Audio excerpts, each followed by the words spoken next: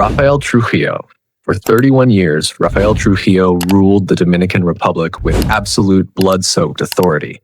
Known as El Jefe, his regime was characterized by a personality cult and the systematic killing of any perceived opposition. By May 1961, however, the internal and external pressures on his dictatorship had reached a breaking point. Trujillo had become a liability to his former allies, including the United States, following a documented attempt to assassinate the president of Venezuela. The chaos in his security began with his own inner circle. A group of conspirators, many of whom were former military officers who had once served him, decided that the only way to save the country was to kill the man who owned it. On the night of May 30th, 1961, Trujillo was traveling in his blue 1957 Chevrolet Bel Air along a dark highway outside Santo Domingo. He was on his way to his home in San Cristobal. He was accompanied only by his driver. The conspirators, traveling in several cars, had been monitoring his movements for months. As Trujillo's car reached a secluded stretch of the road, the first group of assassins pulled alongside and opened fire. The documented record describes a chaotic gunfight in the dark. Trujillo, despite being 69 years old, attempted to fight back. He ordered his driver to stop the car and stepped out into the road, pulling his own pistol and firing at his attackers. He was struck by multiple bullets from various angles. The assassins used sawed-off shotguns and M1 carbines to overwhelm the dictator. Trujillo was hit at least 7 times before collapsing on the pavement. He died in the middle of the highway, his blood staining the road he had built. The conspirators loaded his body into the trunk of one of their cars and fled the scene.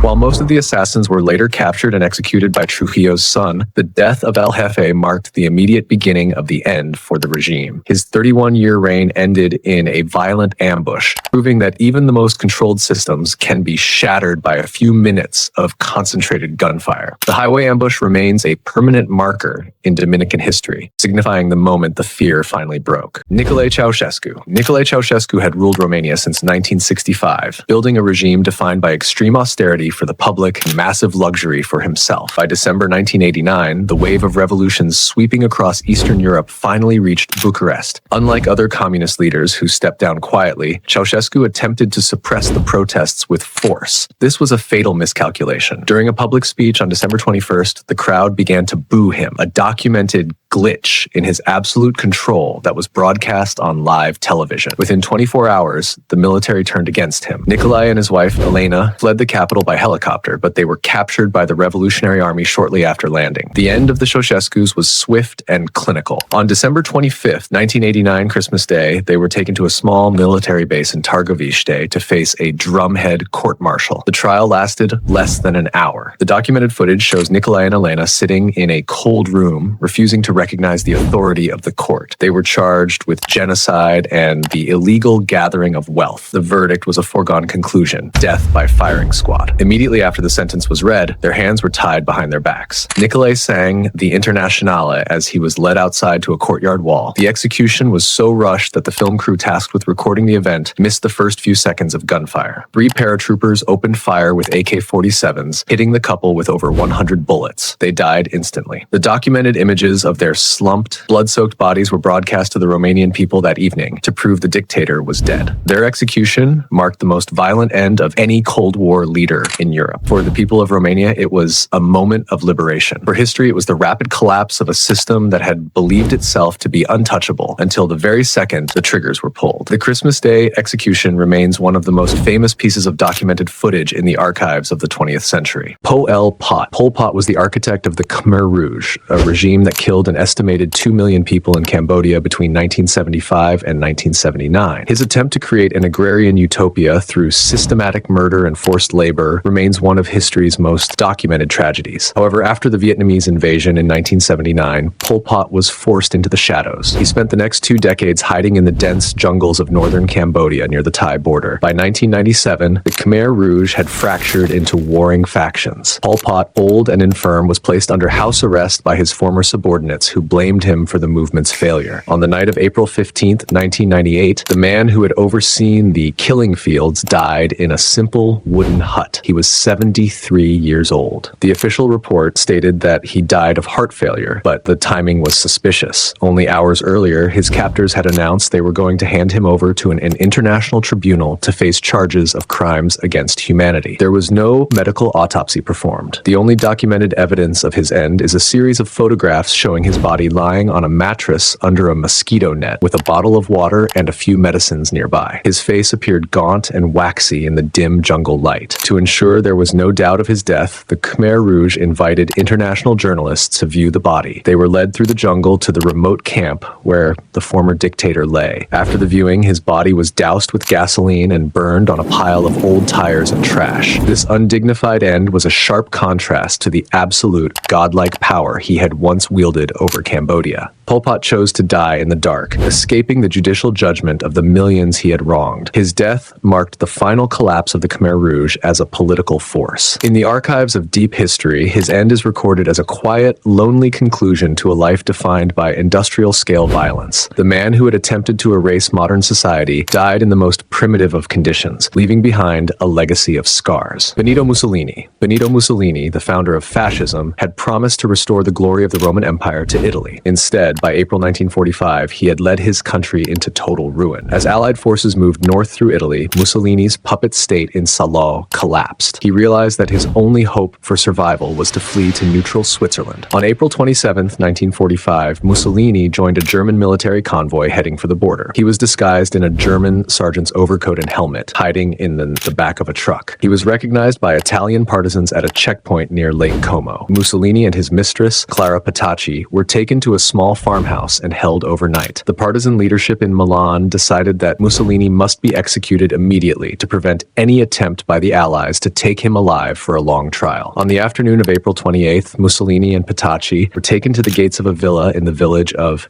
Giulino di Mezzegra. The documented record states that the partisan leader, Walter Audisio, ordered Mussolini to stand against the wall. When Audisio's first weapon jammed, he pulled a second submachine gun and fired. Petacci was killed as she tried to shield Mussolini. Mussolini was then shot multiple times in the chest. The bodies were loaded into a van and driven to Milan, where they were dumped in the Piazzale Loreto, the same square where the fascists had previously executed 15 partisans. A massive, angry crowd gathered and began to kick and spit on the corpses. To stop the desecration and allow the public to see that the dictator was truly dead, the partisans hung the bodies upside down from the girders of a gas station. The image of the Duce hanging in the square became the definitive symbol of the fall of fascism. Mussolini's end was as public and brutal as the regime he had created. He died not as a Roman emperor, but as a fugitive, his body displayed as a warning to all who sought absolute power through violence. Muammar Gaddafi. Muammar Gaddafi ruled Libya for 42 years, styling himself as the brotherly leader. By 2011, during the Arab Spring, his regime fractured under a massive civil uprising supported by NATO airstrikes. Gaddafi fled the capital of Tripoli and retreated to his birthplace, Sirte. He spent his final weeks moving between abandoned houses, surviving on scraps of food. On October 20th, 2011, Gaddafi attempted to flee Sirte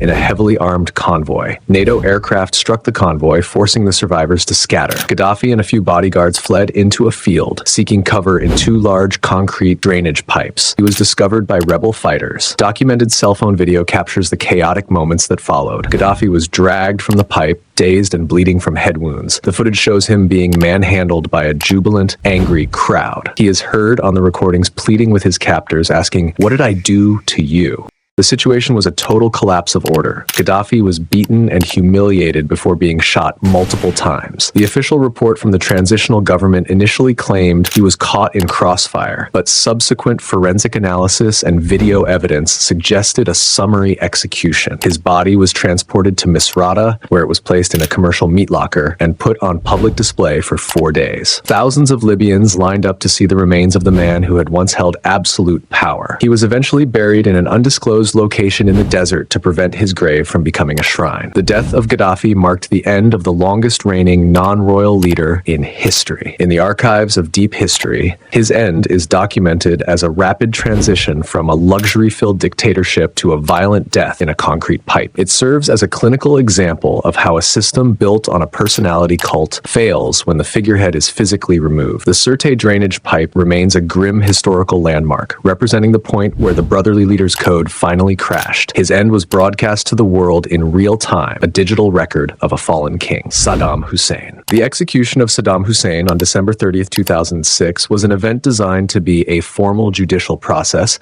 but documented records show it descended into sectarian chaos. Saddam had ruled Iraq for 24 years before the 2003 invasion led to his capture in a spider hole near Tikrit. After a lengthy trial for crimes against humanity, he was sentenced to death by hanging. The execution took place at a facility known as Camp Justice in the Qadamiyya district of Baghdad. It occurred just before the start of a major religious holiday, adding layers of tension to the event. Saddam was led to the gallows by masked guards. He refused to wear a hood, choosing to face the witnesses with a calm, defiant expression. He carried a copy of the Quran in his hand. As he stood on the trapdoor, the guards and witnesses began to taunt him, chanting the name of his political enemies. Saddam responded with sarcasm, questioning their bravery. And the official protocol was captured on a secret cell phone recording that was leaked to the public within hours. The video shows the intense hostility of the room. Saddam began reciting the Shahada, the Islamic declaration of faith. Before he could finish the final sentence, the lever was pulled. The drop was recorded as being 100% effective. His neck was broken instantly. He was 69 years old. His body was returned to his family and buried in his hometown of Al-Auja. The execution marked a definitive end to the Ba'athist era in Iraq, but the manner in which it was conducted caused global controversy. Saddam's end is a study of a leader who maintained a performance of authority until the very last second. He died in a dark, concrete room, but his final moments were viewed by millions across the globe. Joseph Stalin. Joseph Stalin ruled the Soviet Union for nearly 3 decades, creating a system built on such total fear that it eventually contributed to his own death. By March 1953, the 74-year-old dictator was increasingly paranoid, having launched a series of purges against the nation's top doctors.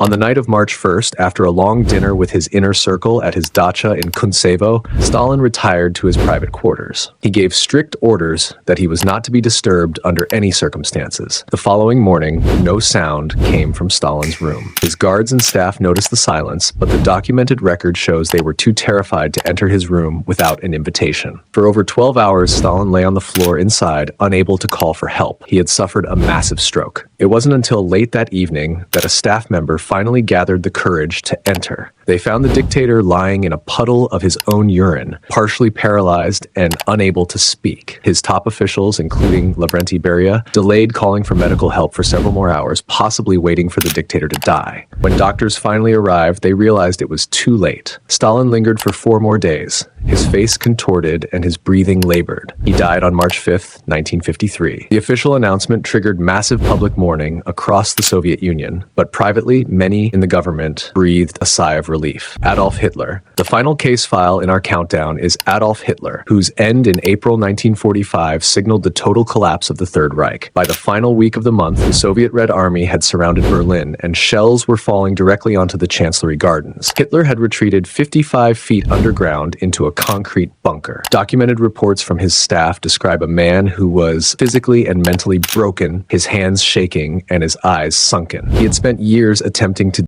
human diversity and reorder the world. Now his world was reduced to a few cramped rooms. On April 30th, 1945, Hitler performed his final official acts. He ate a simple lunch, said goodbye to his remaining secretaries and military staff, and then retreated into his private study with his wife, Eva Braun. At approximately 3:30 p.m., a single gunshot was heard. Hitler's valet entered to find the dictator dead on a sofa. He had killed himself with a single shot to the temple from a 7.65mm Walther pistol. Eva Braun lay beside him, having died from a cyanide capsule. The documented record confirms that Hitler had left strict orders. His body must be destroyed so it could not be captured or put on display by the Soviets. His guards carried the bodies up the bunker stairs into the garden during an active artillery barrage. They placed the corpses in a shell crater, doused them with 200 liters of gasoline, and set them on fire. Only charred bone fragments remained when Soviet forensic teams reached the site days later. For decades, the lack of a complete body led to conspiracy theories, but modern dental analysis has verified the remains. Hitler's death was the ultimate chaos in the Nazi engine,